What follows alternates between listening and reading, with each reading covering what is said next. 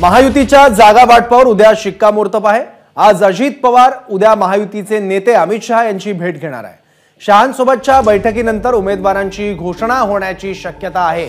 आणखी माहिती घेऊया आपले प्रतिनिधी निलेश बुधावलेकडून। निलेश, सौरभ, आज सकाळपासूनच राष्ट्रीय अध्यक्ष राष्ट्रवादी काँग्रेस पक्षाचे अजित पवार यासोबतच प्रफुल्ल पटेल आणि प्रदेशाध्यक्ष सुनील तटकरे यांना राष्ट्रवादीच्या सर्व मतदारसंघांचा आढावा घेतल्याचं आपल्याला पाहायला मिळालं। उद्या देखील काही मतदारसंघांचा आढावा घेण्यात येणार आहे।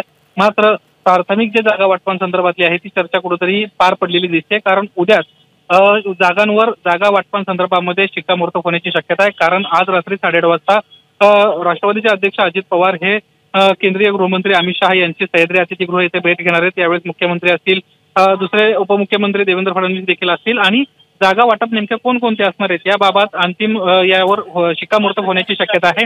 आज रात्री एक बैठक असेल, यासोबत उद्या दुपारी एक बैठक असेल आणि त्यानंतर प्रामुख्याने आपण जर पाहिलं तर उद्या दुपारपर्यंत या जागा वाटपांमध्ये घोषणा होण्याची शक्यता वर्तवण्यात येते।